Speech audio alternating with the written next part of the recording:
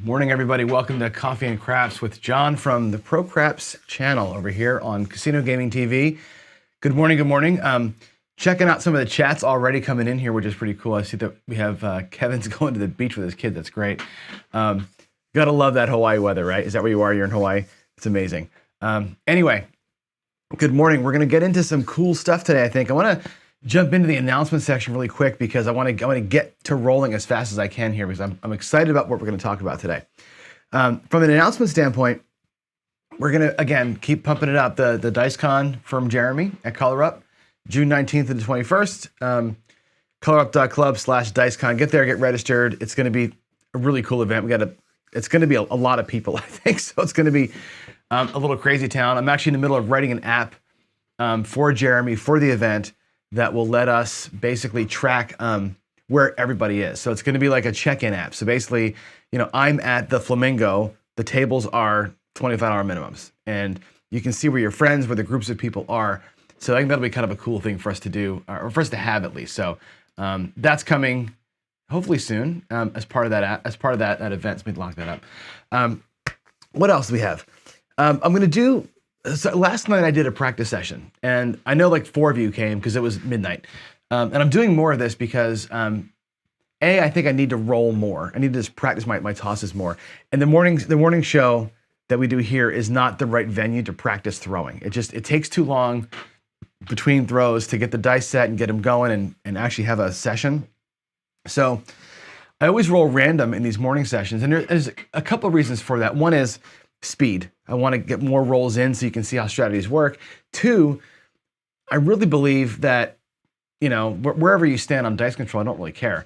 But a strategy has to work against a random roller. And if it works against a random person, if you're a right side better, then it'll work better against a controlled shooter. So I feel like random is always the way to test these things out, no matter what. Pure random. And then if you think you can throw the dice better, then fine. But I'm not going to waste everybody's time here by setting and throwing really slow. That's why I'm doing the nighttime sessions. And the nighttime sessions that I do, they're just going to be sporadic. It's going to be when I feel like turning the camera on. And really, it's like I'm just going to be thinking out loud. It's not a locked-in strategy. It's not a locked-in way to play. Sometimes it'll be a casino trip prep where I'm going to actually play like I play at a casino and work the bets and work the table. Sometimes, like last night, it'll just be I'm trying to strategy out. I'm trying to find where the soft spots to a thing are. And that was what I did yesterday. And it was actually pretty cool. We had like 4 or 5 people on. We talked it through a little bit. I made an adjustment to a strategy in mid-flight. And it's what I'm going to share with you today. Today's strategy actually is born of that. I don't believe the strategy is complete yet. I think it's interesting. I don't think it's ready to actually roll out as a real Pro Craps endorsed kind of a strategy, but it's getting me down the road where I think I want this thing to be. So you'll get to see the result this morning of my practice session last night. And hopefully it's a good one, but more of that from me. I'm going to, now that I'm not doing this show at the Pro Craps channel, the net effect of that is that YouTube seems to like Pro Craps more. I'm getting to be, because it thickens up the way that they put things out there. So these practice sessions become more valuable. I think you can find them easier. They're not going to be like 100 videos. It'll be every so often. So I think we'll see how they go, but I'm enjoying doing it. And they're going to be at like 1 o'clock in the morning. It's not going to be, a practiced thing. I'm just going to flick the camera on when I can't sleep and we're going to go. And so they'll be randomly timed, not scheduled, but I think they're valuable. Anyway, I have this note here about money management and rack discipline, because people have been asking that a lot. And on Jeff's show, we had 2 questions about it on Sunday night. I've had a bunch of comment questions about managing the rack and managing money and discipline and that kind of thing. And beyond strategy, that's the one thing that I preach the most is discipline and money management and kind of keeping yourself sane at the table. I think that we lose more money than we win because we don't manage our money well. So I'm going to make it a point to do a couple of things here. Hold on 1 second. I'm going to make it a point to do, one, talk about the rack as I manage it. So when I go through today's strategy, you'll watch how I manage my money and see really the way that I'm sort of seeing the way that the chips work inside the rack. I think it's an important thing for me to keep on demonstrating and talking through. It's the one thing that I think I bring here that I can really add some value to you, hopefully. In addition to that, I'm going to work really hard. Now, yesterday I was awful.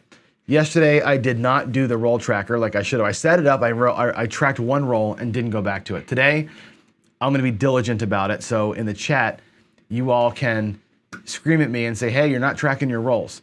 So I'll track my rolls as we go and make sure that I do that as we go. So I want to break down the rolls after the show and look at them with you and say, you know, where was the trends that we saw here, and kind of get better at recognizing that stuff as a group. And other things to talk about is craps math. This may be some upcoming shows. I'm going to talk more about craps math as we go. I've done some massive trials, and I've talked to some people who are mathematicians, and they say your trials, the numbers aren't right. Like you can't possibly get to those numbers with 1 million rolls. And I understand what they're saying. I can't change the numbers that I saw in the trials, but I'm going to refactor everything, make sure that I've got the right code, the right conditionals in there to make sure I'm tracking the right things. And I'll run those massive trials, and we're going to track things like the average roll length. We've done this before, where the average roll length is about 4.5 following the point. I'm going to track the number of box numbers that we hit over 1 million rolls after a point's been hit. I think it's important to look at things once a point's been set. How many box numbers do you hit? Once a point's been set, how long is the roll? Those are the things that I think we bet on. And the regular math of the 7 comes 16% of the time is irrelevant when you have money on the table and you're not collecting on those inside bets while the person's coming out usually. And I think it's an important piece for us to see. So I'm going to do some massive trials again, but scope those numbers down into the what's actually happening in real time. And my last question is, what else do you want to know about that? As I run the 1 million trials, right? And I've got some subscribers that are actual mathematicians, right?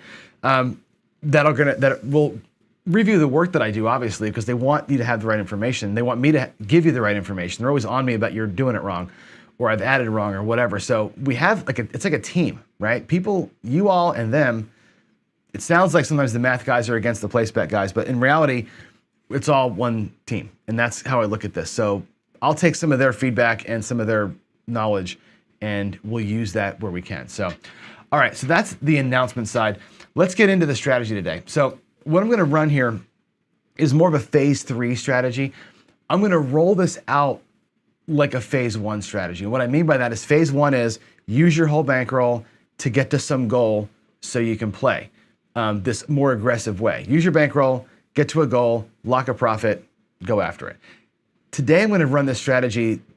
It's really a phase 3 strategy. It's it's designed to be in attack mode, but I'm going to run it as a phase 1 strategy. I'm going to run it in its entirety using the whole bankroll to win goals, and then take those goal wins and try and go after it. I think this is I'm going to say dangerous / aggressive play. It's definitely an aggressive play. This is an attack on the 4 and the 10, really. And if you've watched my channel long enough, you know some of my favorite ways to play are purely on the 4 and 10, especially when I'm rolling 4s and 10s, and I've got a set that I use that seems to get those for me. So this is going to be one of those where we're just going to go after the 4 and 10 really hard and combine it with another strategy. I'm going to try and morph what I start with here into the Tom Brady, the GOAT strategy. That's going to be the goal here, is to morph myself into the other strategy. So here we go. Let me explain to you how this strategy works. It's the 4 and 10 magnet. Now, the 4 and 10 magnet, I originally saw this on Ken Knows Gambling's channel. He ran this because he liked it because Waylon did it. So it's kind of a coming full circle. Waylon ran it, Ken liked it, Ken ran it. I'm going to take it to a different place, okay? So the 4-10 magnet is basically you're going to play the 10 against the 4 to start with. We're going to place the 10 for 1 unit. Whatever the unit size you want to play is, it's the 10 being placed for 1 unit. It could be $10, $25, whatever. We're going to play the hard 10 for half of that. So place the 10 for 1 unit, hard 10 for half of that amount, and then we're going to lay the 4 for 4 units. That's going to guarantee us a win on the 7. It's going to guarantee us a nice win on the 10, easy or hard. The 4 ends up becoming your enemy here. So we're going to play the 10 against the 4, essentially. Now we're going to look for 3 hits. If I can get 3 hits of anything, 2 10s and a 7, 2 7s and a 10, whatever the numbers connect to be, 3 hits turns into the base. And the foundation of this thing is the easy 10, the easy 4, the hard 10, the hard 4, and then moving into quickly the 6 and the 8, which, as you'll recall, is that GOAT strategy, the Tom Brady, the TB12, which is the 6-8 on a small press and collect, the 4 and 10 on an aggressive. We're probably going to parlay those once, and I'm really going for the hard ways if I can parlay them even better. So this becomes an outright attack on the 4 and 10. I want to parlay the 4 and 10 once. I want to get the hard ways to repeat, and I'm using the 6 and the 8 to fuel it all. The 6 and 8 are kind of the funding engines, and that's what we're doing here. So it's going to be a transition. Aggressive early with the full bankroll, moving into this kind of attack play on the 4 and 10. So that's going to be what we do. We'll see how this works out. Last night I ran it, and I actually had a really good result. The strategy, when I first wrote it and practiced it, I hit the 4 a couple times. So as you can imagine, I hit the numbers I'm trying not to hit. I hit the 4, and the result of that is you lose 120. And I was actually down to only having 1 shot left in my rack, and we battled all the way back to show profit. So the strategy did show resilience, although the early hits really kind of hurt. So it is what it is, right? We're going to keep working through it. I may tweak as we go here today. I may make some adjustments as we go. The strategy, as I said, is not yet complete. I don't believe that this strategy is complete yet.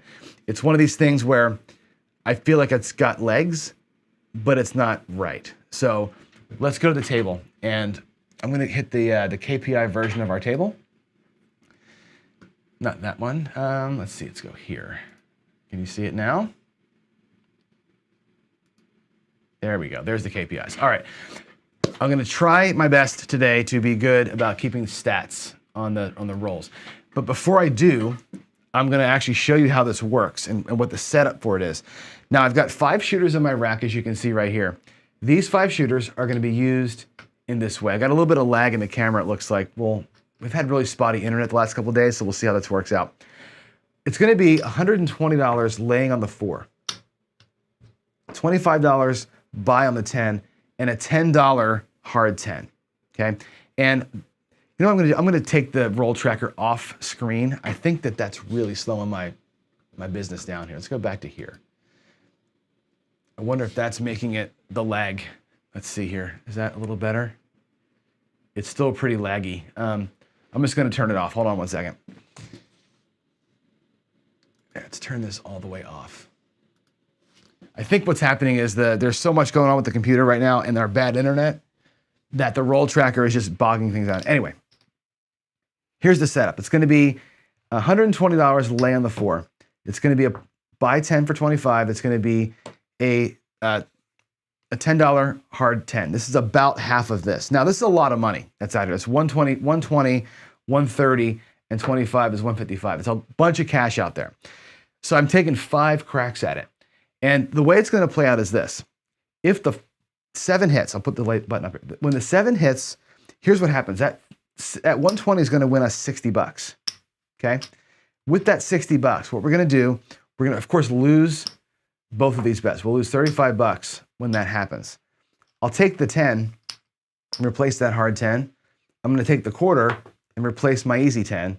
We're going to rack $25. So every time the 7 hits, we net a quarter. That's good. When the 10 hits easy, the easy 10 is going to, and I'll pay it with greens and reds. The easy 10, the 6-4, is going to pay $50. Again, we're not going to worry about pennies with the VIG right now. I just want to get the sense of the strategy. That wins $50. We're going to lose 10. So we have to replace the $10, and our net on an easy 10 is $40. So the 7 wins us a quarter. The easy 10 wins us 40. Now the hard 10 obviously is going to win 70 over here, 7-1, and 50 here. So the hard 10 is where the money is. What we're going to do with the hard ways is this. As soon as I have a hard way hit, I'm going to take all the reds and press it up with the greens. So we're going to go from 10 to 50, and that should pay us $350 if my math is right. So we'll rack 30, leave $50 out there. So we're gonna do a partial parlay on the hard ways if they hit. Every single time the hard ways hit, we're gonna do that no matter what happens elsewhere. Now, the side part of the strategy is gonna be this. Put these back here. The goal is to get 3 outcomes. So whatever the 3 outcomes are, and what I mean by that is I need $70 in here. So let's say that we have 3 sevens get hit. 1, 2, 3. We get 3 sevens, that nets you $70. My goal is this. I want to get the lay bet off the table, and I want to take these two essentially down, because that's my money that's coming out for a shooter. I want to put that back here. Again, rack management. Get my rack back to square as fast as I can. With the $70 that I won from that outcome, that was phase 1. Phase 2 is, let's lock this thing in. I'll take that $70. I'm actually going to take a quarter away. We're going to go get both the 4 and the 10 and both the 4 and the 10. I'll rack a nickel. So I'm going to transition from the 10 against the 4 to the 10 and 4 against the 7. That's our first transition. Any win that I get in here, let's say the 10 hits and it wins $50. Or let's say that was an easy 10, it wins 40. If it wins 40, we're gonna go ahead and get the 6 and the 8 for 18 each. We're gonna go right into $36 inside here and start working the 6 and the 8 to press the outsides. These are gonna parlay and press themselves. We're going for the hard way wins. That's the idea of the strategy, is to be aggressive here and here. We're gonna move away from the 10 versus the 4 to go 10 and 4 versus the 7 to picking up the 6 and the 8 and having those things rumble through. Like I said, it's a little bit dangerous because obviously those are not the most common win conditions, but it works. Last night I was doing this, and again, I did take a couple of hits early. We lost on a 4, came back out. We had a 7 take all our money away. We were down to like here, and I battled back to here plus money. So it can make money. I'm not 100% sure of the tweak yet, but I want you to see a couple of things, and this is important. Waylon has been talking on his channel a little bit about this, right? About the 4 and the 10 versus the 7, and I'm going to show you something. I did this last night, but you got 6 ways to roll a 7 and 3 ways to roll the 4, 3 ways to roll a 10, okay? So it feels like you've got a 1-to-1 ratio there. 6 ways to roll either of those and 6 ways to roll the 7. So mathematically, it seems like that's probably a pretty good thing, right? The reality of it is this. Let's break one of these two down. That's on a given roll. So if we break it down to where it actually is, which is 2-to-1, and just think visually about this. 2-to-1 is the power of the 7 versus the 4 or the 10. But if you look at, like, for every 3 outcomes, right? 3 outcomes, either the 4 or the 7, 2 of them will be a 7, 1 of them will be a 4 or the 10. You have a 1/3 chance to win a 4 versus the 7. So you have a 33% chance of the 4 or 10 hitting before a 7. It's not 50-50.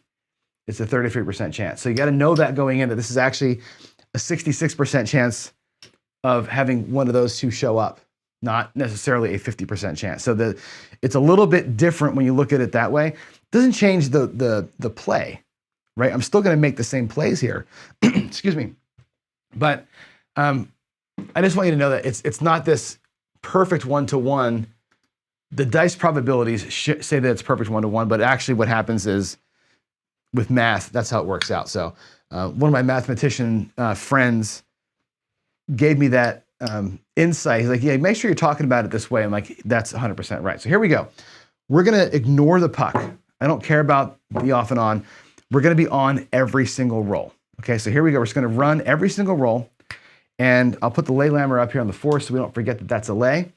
We're just going to try and avoid the 4 for a minute. That's it. The whole strategy here in the beginning is to avoid the 4, have enough outcomes, probably 3, to get me $70 in the rack. $70 in the rack lets me go ahead and replay this thing. Here we go. We're going to start out with an easy 10. That's a good start for us. Easy 10. The first time I do this, I'm going to take it down and pay it so you can see how it works. After that, I'm just going to pull from the bank. So we're going to lose our hard 10. We're going to get paid $50 on the 10. And again, I'll pay it with reds because I've got to go back here and replace the hard way, that puts 40 bucks in the rack. Good outcome for the first roll. There's a 1, 2, 3 shocker. There's a hard 4. It's a bummer. So we're going to lose here. We're going to lose this 4. Now I'll put the lay lammer there so we can see it. So in that case, it's a huge bummer. Then what happens is this: you lost 120, but I've got enough in the rack here from that first win to jump right into phase 2. And this was an adjustment that I made last night. Last night when I was practicing this, I went right to shooter number 2 and reset the board. And what I have found is, over the course of time, this is a better play. Even though I've hit them both once, the 7's probably quote unquote due. I'm not gonna play this based on what's due. I'm just gonna play it the way it is. And on this roll, I've got a 66% chance right now of getting one of those 2 to hit, and I'm okay with that. I'm now in catch-up mode, right? I've got to get back to here. Rack management says I'm 1 full shooter behind with everything I've got on the table. So if we get a 7 here, we get burned for the whole thing and have to start over again. If I start getting some wins, I can rebuild what a shooter looks like. And what a shooter looks like, by the way, is this. I'll put this out front so you can see it. The shooter is 1 black chip, 1 green chip, and 6 red chips, okay? That's gonna be the one, I'll put it out like this so you can see it. 120 for the lay, 25 for the hard way, or 10 for the hard way, and 25 for the easy. Hope you can see all those. That's a shooter. So I need black, green, 6 reds. And that's what I'm gunning for here. I'm trying to replace what I just lost in my rack visually. So when I work my rack, that's what I'm thinking the whole time. How do I get this back to where I started? That's my mode right now. So as we play it out, I'm not thinking profit. I'm not thinking catch up. I'm just thinking get my rack right, and then I'll know where I am. I always play this way. And that was a 6, not a 5. I rolled that with the stick. Here we go. 6-5, yo.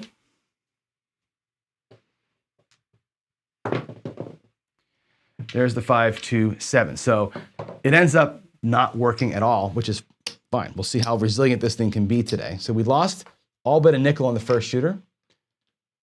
Let's come back out here with shooter number 2. We'll reset the board. Placing the 10, getting the hard way. I'll tell you, losing that 4, getting hit really is the bummer of this thing. And again, what are you gonna do? You can't fight City Hall sometimes. Okay, there's a midnight. 7 out. Okay, so the 5-2-7. Again, that's gonna pay us a quarter. The way that works is this: you're gonna lose those 2. You're gonna win 60 bucks, 50, 60 on the 7. This is 120 on the lay. We'll put the hard 10 back. We'll put the quarter in our rack. So we're gonna start rebuilding here. There's the 10. Coming back through. There's a aces. That's a 1-1 aces. Ah, dang, 3-1-4. Okay, that's twice we got whacked on it. And there's not enough money even to do the whole thing. I'll go with a nickel on the hard 4 and the quarter out here on the easy 4, and we'll see if we can't build it back. Oh my God, 5-2-7. See, boy, I love my live rolling. It's so great in the mornings. You get to watch failure happen in real time. This is great. Let's do it again.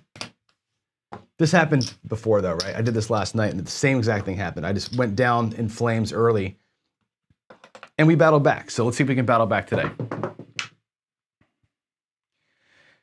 You're saying the rack is blocked by strategy. Oh, okay, sorry about that. Let me go and pull that out. If I do that here, can you see it now? That should be fine. There we go. Okay, the rack should be visible now. Sorry about that, folks. All right, we're on a 5.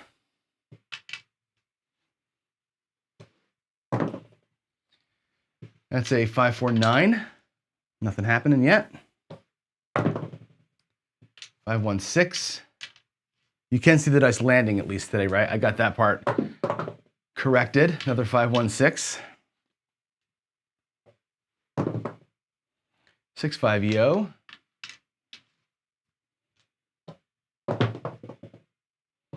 One, two, three, but that was scary. I thought it was going to be another 4. There's the easy 10. Okay, the easy 10 again pays 40 bucks. 25, 40. When it's all netted out, it's going to net 40. 426. 639. This is like last night a little too, when I ran this the other day. I was getting the insides pretty good, which was nice. And I think Mike pointed out about the amount of patience you have to have here with this. If you're going to play 4 and 10 only, you've got to have patience and you got to not care about what's happening. It's a 527, which pays a quarter. Okay. At this point, we have enough money in the rack to transition out. So I'm going to take the lay bet down here. I've earned enough to start going. Now I'm going to put this right back to the rack. Back in here, watch what happens. We're going to go to the 4. We're going to grab the hard 4.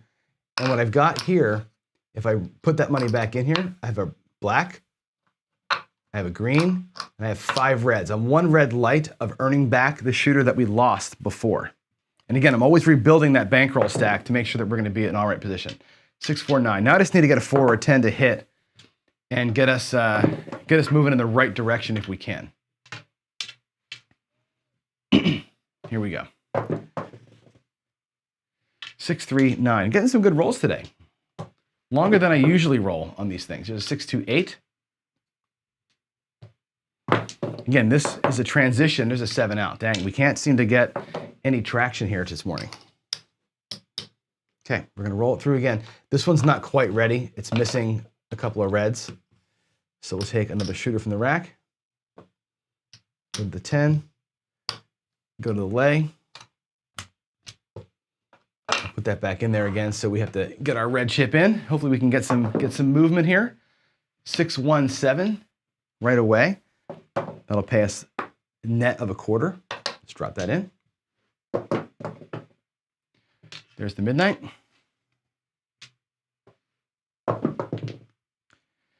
There's aces.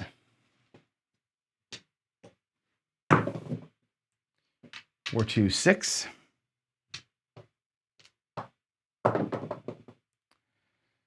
There's the shocker. 1, 2, 3. Aces again. Boy, oh boy. Aces, shocker, aces. 3 rolls in a row. 5, 1, 6. Boy, I think we're getting close to you know what here, but it doesn't matter. A 7 would be okay. There it is. 5, 2, 7. Another quarter. Again, net of a quarter. We'll roll that into the rack. We have $50 in the rack now. Almost ready to transition away from it. And I think I haven't been doing this, but Waylon talked last night in his video about tracking the number of 7s versus the numbers of 4s and 10s to start pumping these things up. There's another 7, so we can say that's another quarter. And at this point, what we do is this. We take this down, this lay bet, and we're close enough here. So what I'll do is I'll take $25 and get the 4. I'll break this $25 down and grab a hard 4. And that's going to come here to the rack.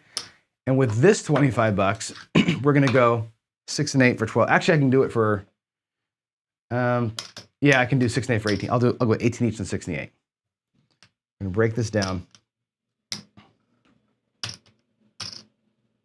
There's $18 with 4 change coming. Okay, so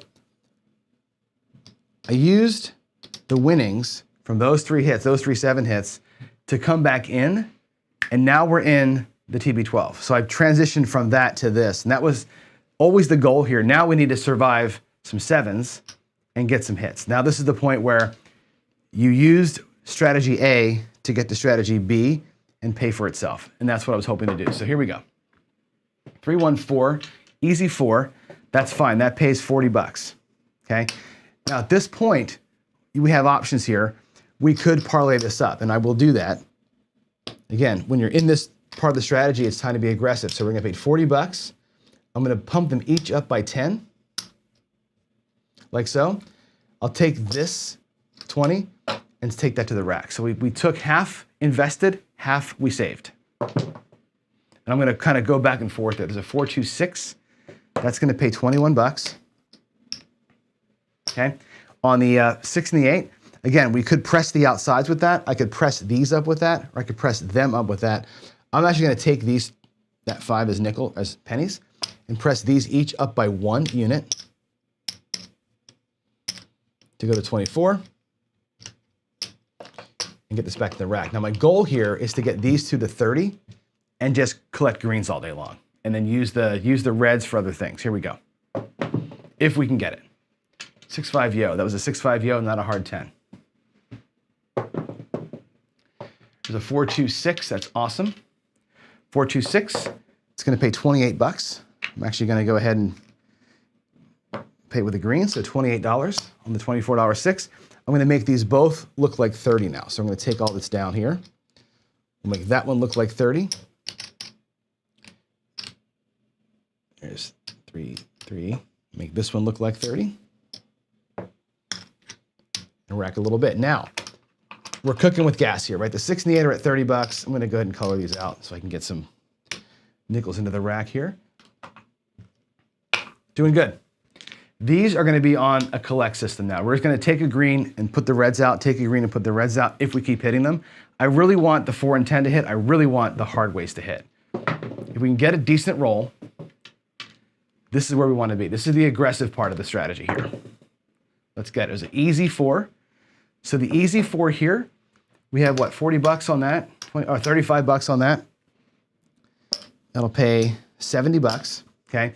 Now again, I'm not doing the vig, so I'm just gonna pay it raw. So what we'll do with that is, again, I'm gonna press both of these up with the reds, put 50 bucks in the rack. That makes both of these look like 50.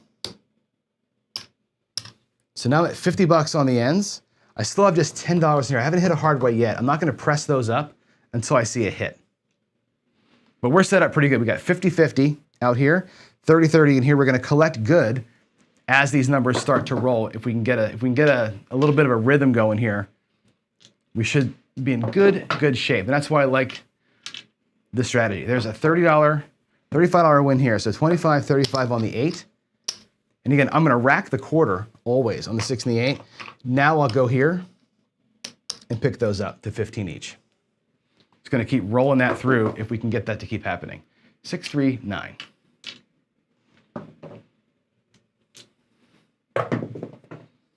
There's aces. Now, before I roll the next shot, I wanna call something out here. Let's do some quick math. If I look at this shooter in the back, I'm gonna go ahead and replace 2 reds back there and a green. We've recovered a full shooter that we had lost earlier, which is good, really good. This one is not ready to go. We could replace that shooter. If we look out here on the board, I have enough money on the board to replace shooter number 4. If I want to pull this back, we gotta make sure that we are aware of where we are in our rack. I have 100 bucks here. So that could be a black chip plus a green chip plus 5 reds. We could go and get a whole shooter back in the rack and get the rack right. However, we're in a pretty good trend right now. So we're gonna go ahead and ride this trend out, let this thing happen, but we could pull this back and get ourselves right. And I actually will show you what it looks like to do that. There's 50 and 50 for the 4 and 10. There's 35 or 30 and 30 for the 6 and the 8. And there's 60 bucks or 30 bucks over here. So if I were to pull all this back to my rack, what does that look like to you? There's a black for the greens. There's 100, there's 25. And if I take one of these 25s and make it look like that,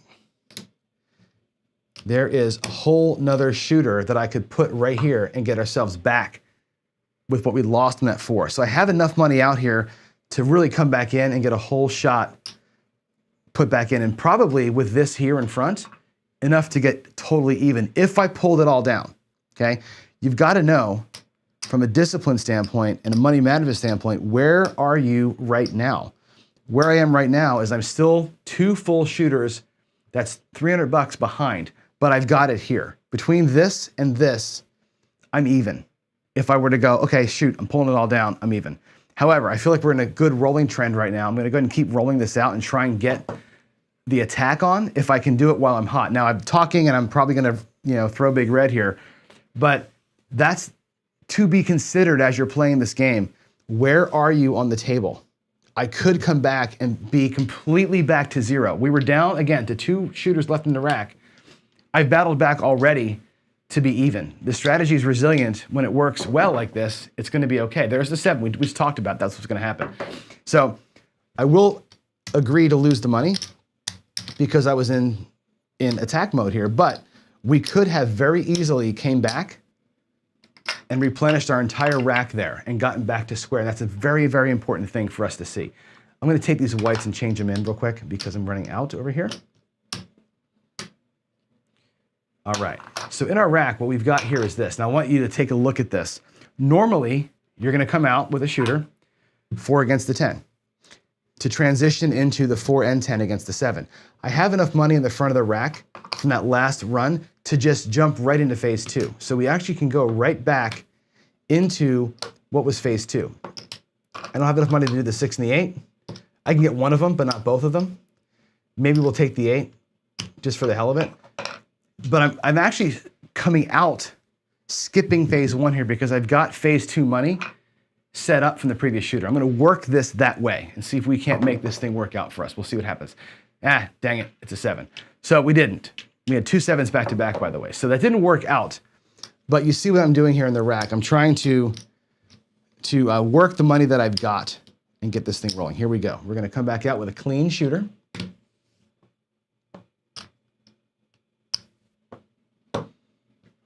Let's make that hay. We're down to two in the rack. Let's see what we can do here. Can we recover back to be square? Hard 4. Nope, we cannot. Hard 4. That's a damn shame. Here we go. Again, we're gonna have to battle hard now. Oh, the 10s don't lose, sorry. The 10 stays out there. Okay, so what we're gonna have to do is come back out clean. There's no other way to do this. We got 0 hits that time, so we can't actually use rack money to get going. And now we're down to 1 shot. Let's see if we can't recover back or go bankrupt trying. 4-1-5.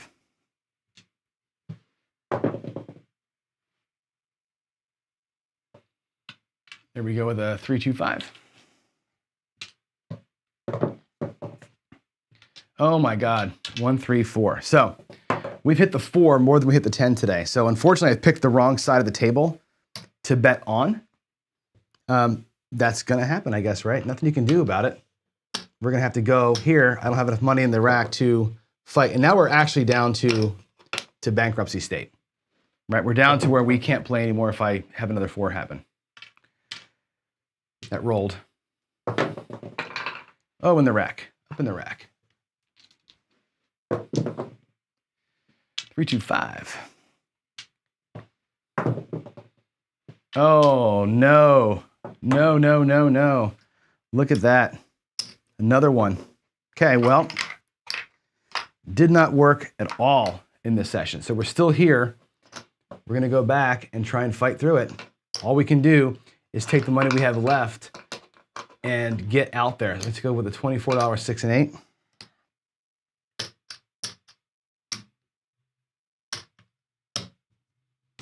With the buck change. $6 in the rack. 4-1-5. There's that midnight. There's a 9. There's another 5. We should be on the 5 and 9, not the 6 and 8 with this shooter. All right, there's a 4 easy. 4 easy. That will net you 40 bucks. That's good. I'm gonna press the 4 and 10 up by 10, or by 5 each rather, up to 30. There's a 5-4-9. I need the hard ways. I need the hard ways to hit for me. 0 hard 10s today.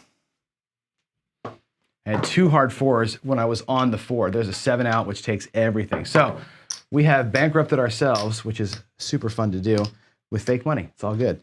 This is part of strategy building. So what do we discover that the soft spots were? And that's what you have to look at here. Where's your soft spot in this thing? And obviously, today worked out the exact opposite of my last practice session. I'm gonna set this up again.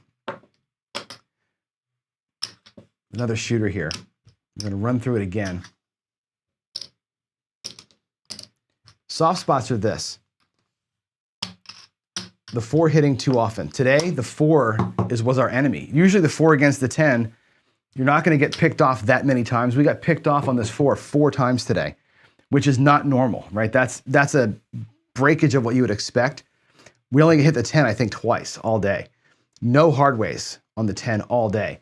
So everything that you need to happen today did not happen. So when it goes south in a big way. That's the number one hole. When I pull this down and go across, before I've paid for it, the 7 is what hurts. So I've got to make sure that we talk about being disciplined here and not going into the full strategy until you've earned $70 in that 4. I got to keep that 4 out there longer. My instinct is to say, well, let's get the 6 and 8 fast as we can. But really, I think now that I'm seeing it live again, I think it's keeping that 4 active is the most important thing. Or that no 4 active. And again, I might want to switch here. I might want to go no 4 or no 10 plays 4 based on how the dice are rolling this morning. But you know me, I'm not a believer in that kind of thing. So there's a 6 again. We're just, again, crushing it in here, not getting my outsides at all today. Another 5. God almighty, we're getting so many inside numbers. There's our 7. Okay, that nets a quarter. Another 7. That nets a quarter. There's an 8. One more outcome. We need a 10. Need that 10. Damn it. Hard 4. All right, I'm learning my lesson here. We're gonna definitely get off of the 4 today. Today, I'm just rolling those damn 4s. So we're here. We're gonna have to come back right to this. There's no chance with what we have in our rack to do anything other than jump into the aggressive part of the strategy. There's the shocker. 1, 2, 3. I'm gonna take that $40. I'm gonna come inside here. We're gonna go 36 on the 6 and 8.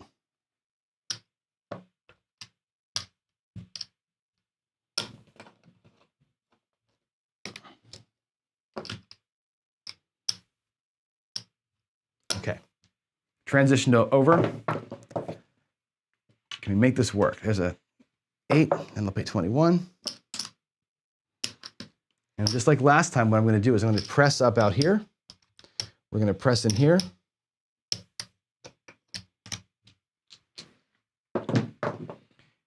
Got to get me a hard way hit. And 0 hard way hits today at all. Here we go. 6-5. Yo. Yo, yo, yo. The shocker. 1, 2, 3. 4, 1, 5.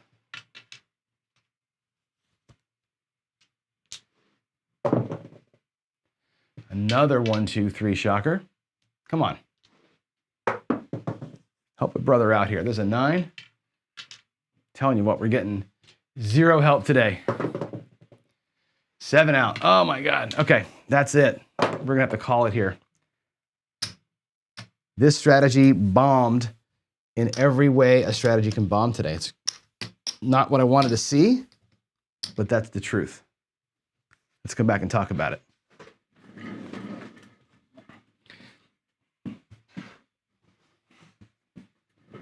All right, here we go. Let me come back to the screen.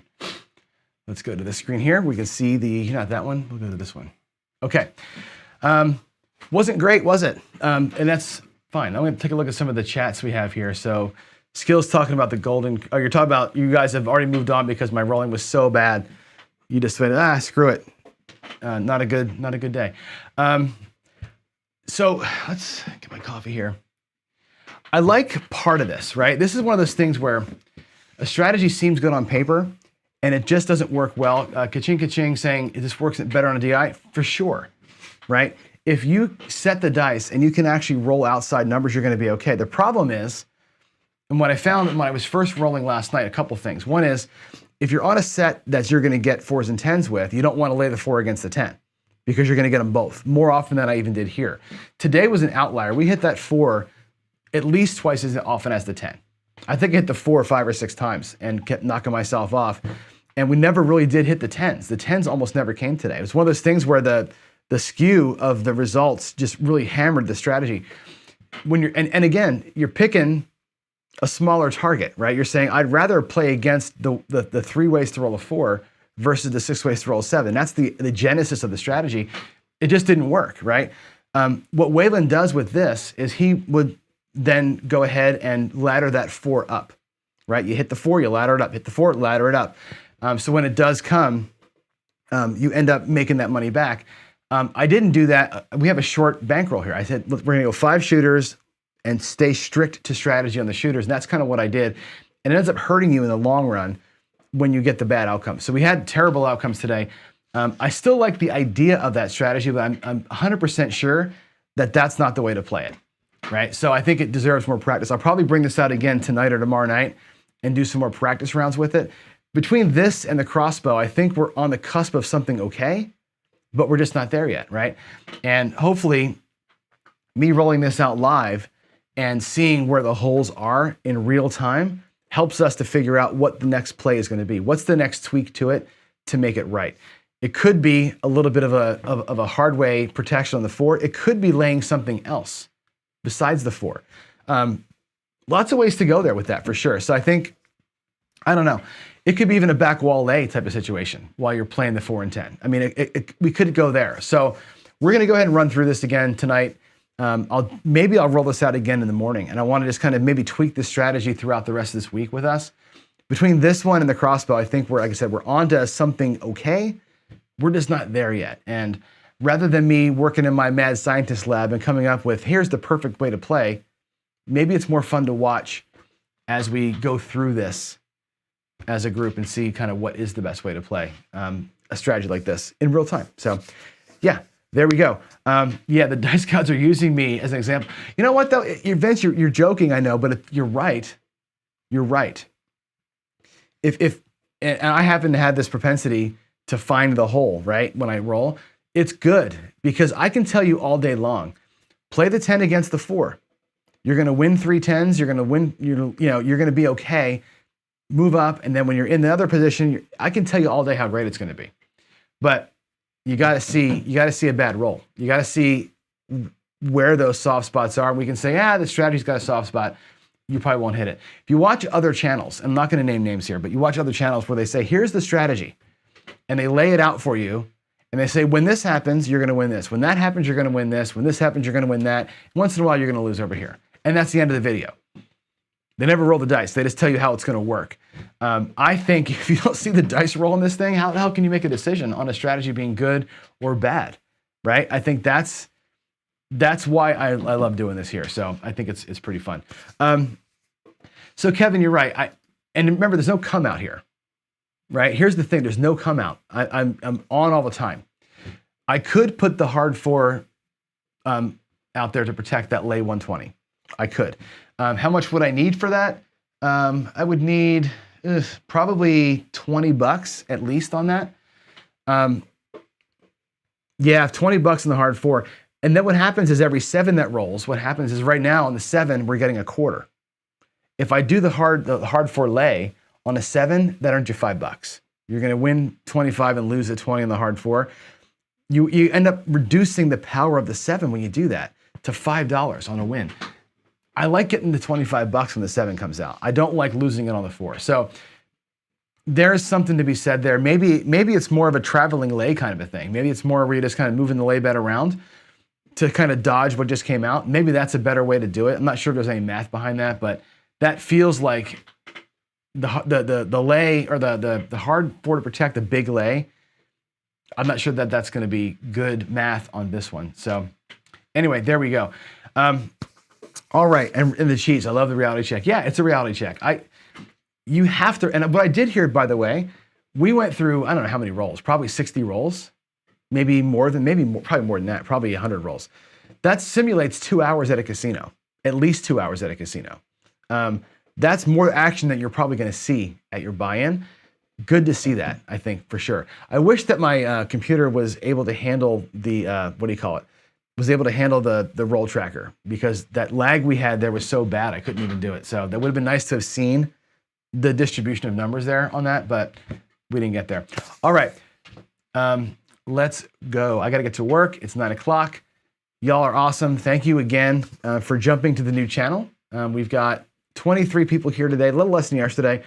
I think it's going to be a slow grind getting folks to move over to where we're streaming from. But good session. A lot of learning in here for sure. Thanks again for giving me your mornings. I appreciate it. Love y'all.